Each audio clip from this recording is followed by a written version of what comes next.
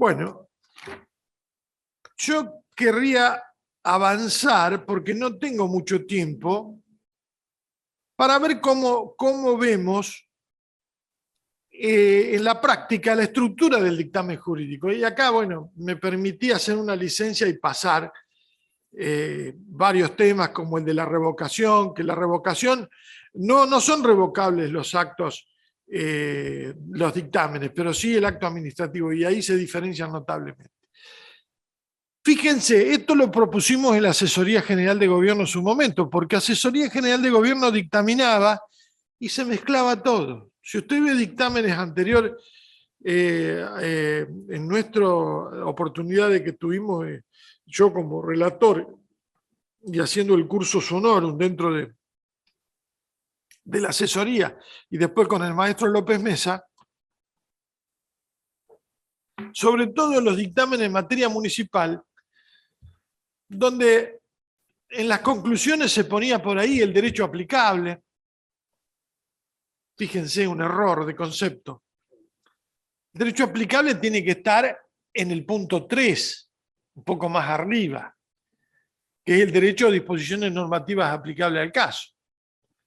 No al final, según lo dispone, no, porque eso ya lo tendría que haber dicho, porque yo tengo que partir de la regla en la cual voy a subsumir el caso. El caso se subsume en la regla que yo voy a aplicar para hacer en el dictamen jurídico una propia regla, que es la regla concreta, que yo estoy diciendo quién tiene razón o hasta dónde puede ir la administración para hacer o no hacer. Entonces, hicimos este detalle que, bueno, fue aprobado también por toda la asesoría y los dictámenes salieron así. La consulta. Ahora vamos a ver punto por punto. El antecedente, los derechos, disposiciones normativas aplicables al caso, la relación circunstanciada de los hechos con el derecho, que ya lo hemos visto en el amparo, esto sacado de Morelo, obviamente, que es uno de los mejores juristas que tuvo el país. El alcance de la opinión de la Asesoría General de Gobierno, que en la mayoría de los casos no es vinculante, sobre todo con las municipalidades, salvo que las partes se obliguen a que sea vinculante, y las conclusiones que tienen que ser lapidarios.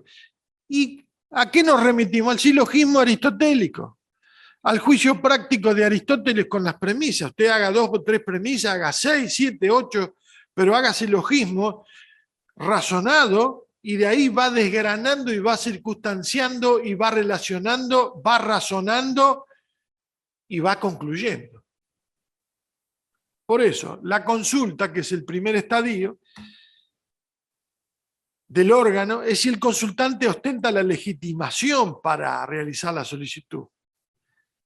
Porque a veces el que consulta no tiene por qué consultar. Por ejemplo, hay una normativa que dice que, por ejemplo, un concejal no puede hacer una consulta a la Asesoría General de Gobierno, lo tiene que hacer el presidente del Consejo. Ahora lo extendieron al presidente del Consejo, de los bloques, perdón. Pero que cualquier concejal sería abarrotar de expedientes sobre cuestiones que tienen que resolverse por mayoría, porque aparte la Asesoría General de Gobierno no se puede meter a resolverle los problemas a cada uno de los concejales. Tiene que ser una cosa institucional. En general, los organismos consultantes definen la materia por la que se genera la incertidumbre o la duda por el caso particular. El que sucede ante sus propias vistas y dentro del ámbito de su competencia institucional. Desde asesoría se realiza un correspondiente enfoque para adelantar la materia en que debe debatirse el interrogante y la posibilidad de la respuesta. Ya de entrada, cuando que yo fui relator, yo veo cuál es el tema. Me preguntan sobre la mayoría de una ordenanza municipal. Bueno, yo ya sé de entrada, voy inteligiendo por dónde viene el tema.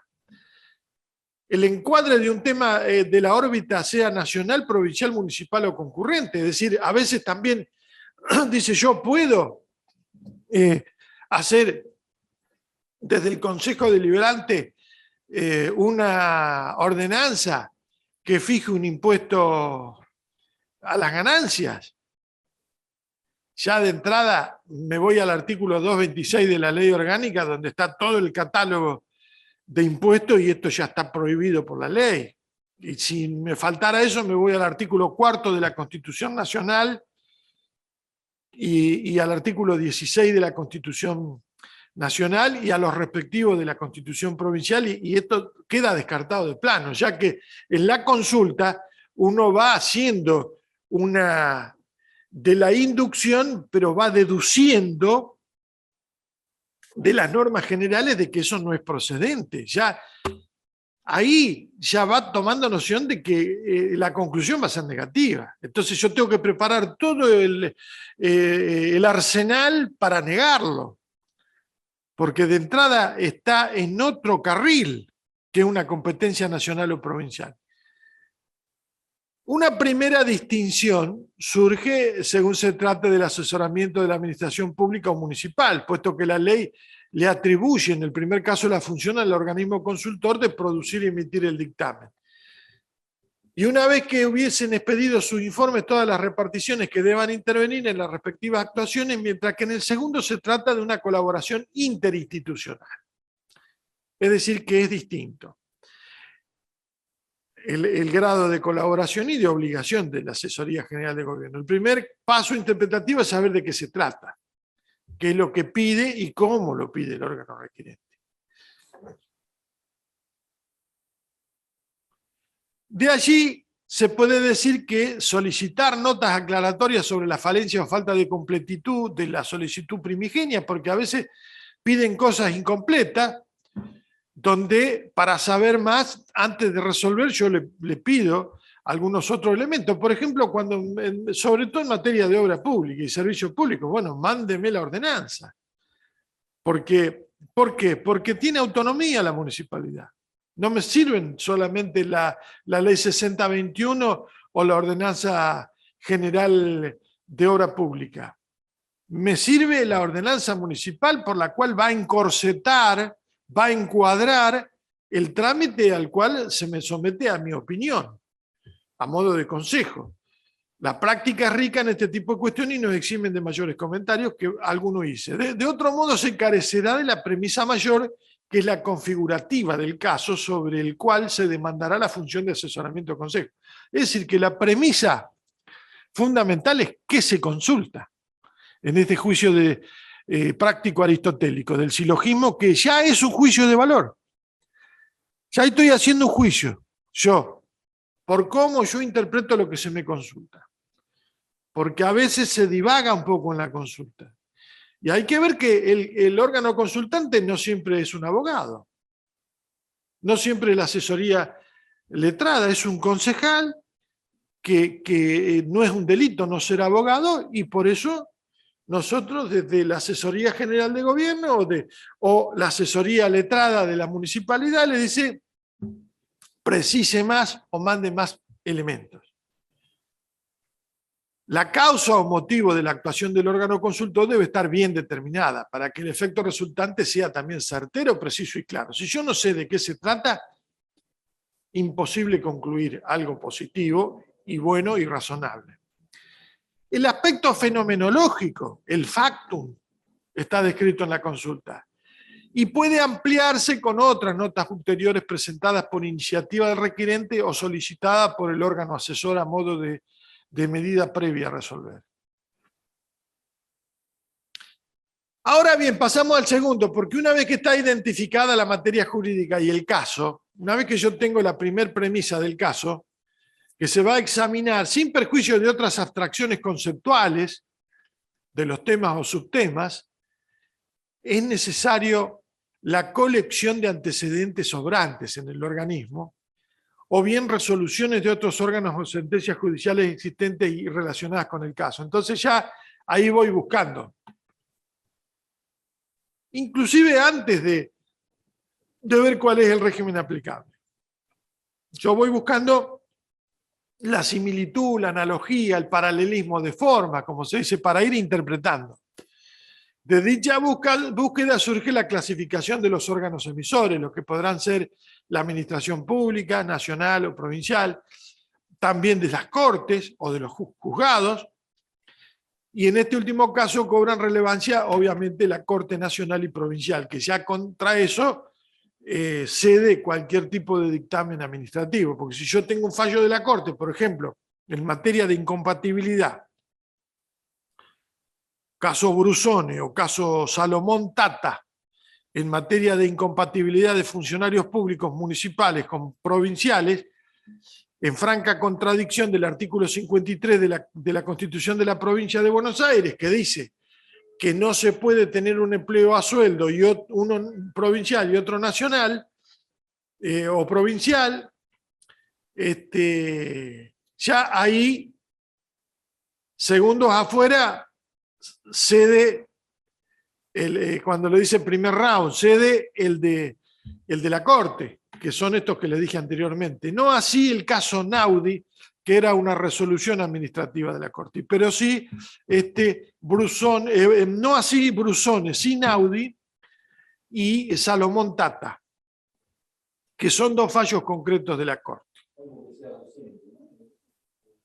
Salvo el caso de la docencia en el artículo 53.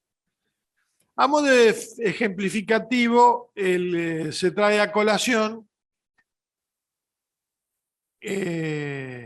un tema que por muchos años no tenía resolución del Supremo Tribunal por falta de acción judicial y juicio respectivo, que es el caso Anaya contra Municipalidad de Pinamar, el caso de las mayorías exigidas, en el que se decidió que la mayoría exigida por la Constitución provincial es lo que dice la ley, es la totalidad de los miembros de la Asamblea de mayores contribuyentes, no lo de los presentes. Sí, vamos a pasar un cachito hoy, puede ser, 10 minutos, porque esto era lo más importante y nos quedó un poco relegado. El segundo paso interpretativo que debe cumplir un dictamen es cotejar por similitudes. Bueno, ya eso lo adelanté. Hay que identificar la materia jurídica, el cotejo con otros casos similares. El derecho de las disposiciones normativas aplicables al caso es el punto 3. El resultado del proceso interpretativo es esto. Hablamos de un derecho como fenómeno normativo, pero compuesto no solamente de reglas, sino como principio. Es decir, que yo ya acá tengo que encuadrar, si es un tema de mayoría en el Consejo Deliberante, de qué se trata. Es un tema de derecho público. Es un tema que está en la Constitución, es un tema que está en la ley orgánica. Que hay mucho precedente y hay fallos de corte y demás, y que si usted no tiene la mayoría absoluta de la totalidad de los miembros, no corre el doble voto del presidente, que es clave, porque la ley dice esto, que la mayoría absoluta de la totalidad de los miembros del Consejo y reunido en Asamblea de Mayores Contribuyentes son los que tienen que aprobar el impuesto municipal. Y dice de la totalidad de los miembros, y también lo dice la Constitución. Así que la ley no puede decir otra cosa que dice. Pero la ley dice una cosa que no dice la Constitución. Pero no la dice para este caso, la dice en general, pero no aclara que es para casos por fuera de este. Y ahí está la duda. ¿Qué dice? Que en caso de empate desempata el presidente. Es decir, que ese subprincipio rige por fuera de este otro.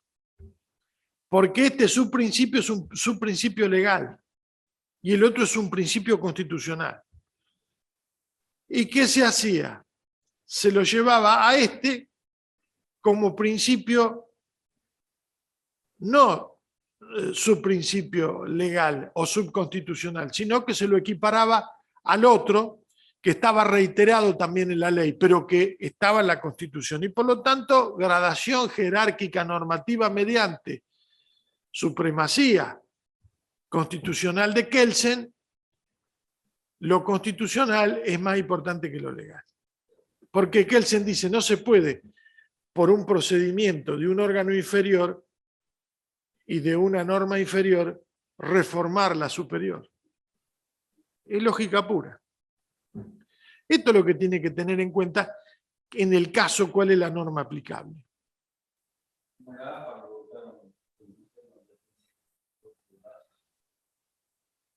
En este proceso de estudio, interpretación y aplicación de elementos jurídicos se hace imperiosa la tarea de ubicar la disposición normativa juntamente con la materia de que se trata, analizar el alcance del contenido, ensayar una conclusión hermenéutica a modo de norma, en esa subsunción que les dije que va a ser una regla fijada por la opinión jurídica. Dicha resultante tendrá efectividad y eficacia siempre y cuando del cotejo con el sistema constitucional nacional o provincial encuentre coherencia y consistencia esperada, obviamente. Porque si lo que yo voy a decir guarda lugar para mi silogismo, pero esto contrasta contra la Constitución, no va. Por eso que, más que nunca, en la misión de estudio de la consulta, por parte de la Asesoría General, están las enseñanzas de Kelsen y Merkel sobre la gradación normativa y jerárquica que ya les dije.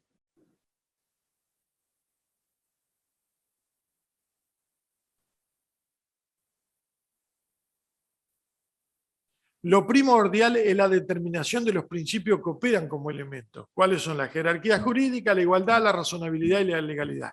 En este último, los autores, como ya les dije, aumentan la legalidad y la llevan a la juridicidad, porque hay leyes que son inconstitucionales en contra de los principios. O hay leyes provinciales que son inconstitucionales a nivel nacional. Cuidado con eso también. Por eso no nos quedamos solamente con la legalidad. Todo con sustento constitucional, no solo en nuestro ordenamiento jurídico y, como dije anteriormente, en la nación y en la provincia. Y acá citamos a algunos de los autores que hemos consultado. Escola y Comadina.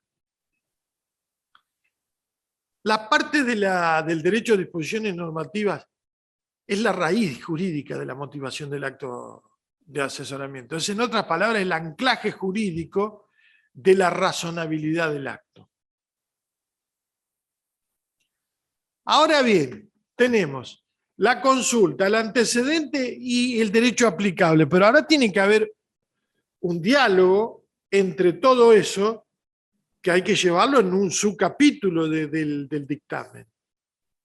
Hay que conjugarlo, hay que ensalzarlo, hay que razonarlo y hay que ver cómo el derecho incide en los hechos y cómo los hechos han sido planteados, si están bien planteados, que eso lo supongo que sí, porque yo ya lo evacué con el tema de la consulta, ya ahí me queda claro de cuál es la consulta, y después me va a quedar claro también en los antecedentes, que los antecedentes no solo son del organismo, son los antecedentes de hecho que me trae la consulta. Y a ver si la municipalidad, por ejemplo, tiene ya otros antecedentes sobre el tema. Así que un estudio exhaustivo, como pidió la Corte Nacional en aquel famoso fallo Serra, dice, tiene que ser profundo y exhaustivo. No puede ser 2 renglones el dictamen jurídico. Tiene que haber una tarea jurídica. Bueno, en efecto, el administrado, si desea resistirse o oponerse al cumplimiento del acto administrativo o discutir la validez, debe impugnarlo por los mecanismos establecidos en el ordenamiento jurídico, ya que de no hacerlo, la administración cuenta con un título habilitante para poner en ejecución el mismo, por vías administrativas o judiciales dispuestas por la ley. Entonces, tiene que el Estado cumplir la sublime finalidad de la protección de los intereses públicos. A esto la doctrina comparada denomina la autotutela declarativa y que supone un desplazamiento de la carga de accionar a la otra parte, grabada con la necesidad de poner en movimiento una acción impugnatoria para destruir la eficacia inmediata que por su propia fuerza alcanza las decisiones administrativas. Es decir, que ahí es como que en el dictamen, si después, ¿qué significa todo este palabrerío? Que si el dictamen, el que lo consultó, lo hace suyo, ya tiene una defensa jurídica.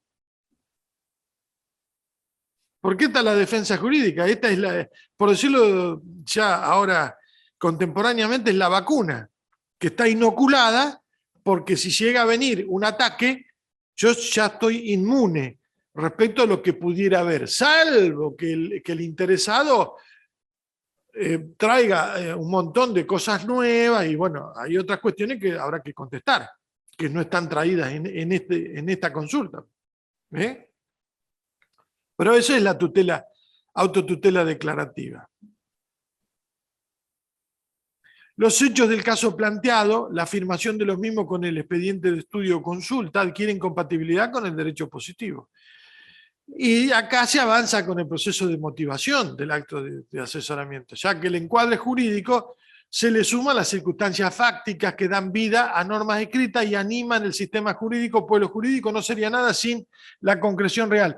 Acá ya estoy preparando la vía para la conclusión, porque leyendo esta parte, lo que voy a concluir no puede estar tan ajeno a esta cuestión.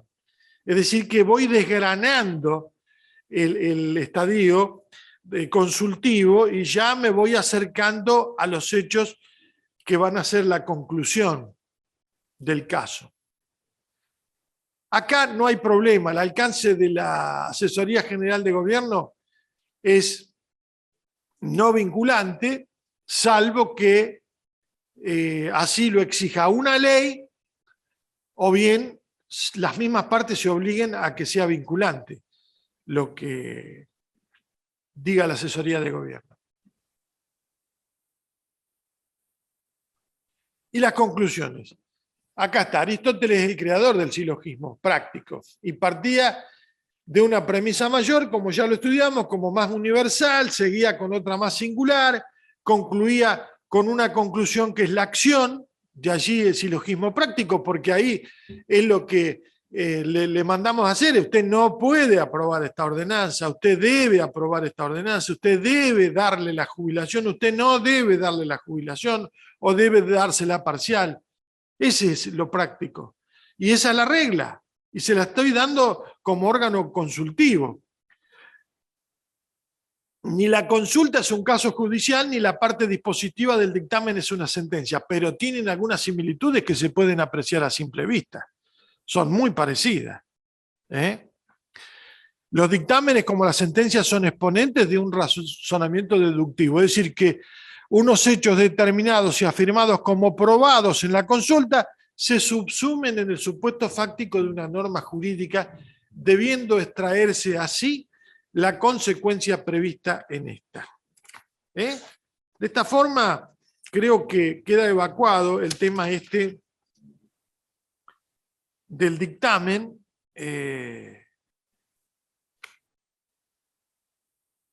Una concatenación lógica de los resultantes es inevitable en la conclusión. Cada punto que estudiamos se extrae un adelanto de conclusión.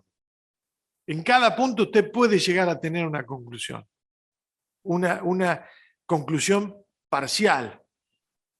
Que no importará si se reitera al final del cometido, como una tesis. Cuando usted le mandan a hacer una tesis, una tesina, usted tiene que ir, por cada capítulo tiene que sacar una conclusión. Y eso le va a ahorrar el trabajo para brevitatis causae al final, hacer una conclusión final. Es una delicia hacerlo para escribirlo y también es una delicia para el lector comprenderlo, si se hace así. Se deberá aportar en ese acápite un resumen de la consulta traída a consideración, un encuadre normativo con los antecedentes, la relación y la opinión.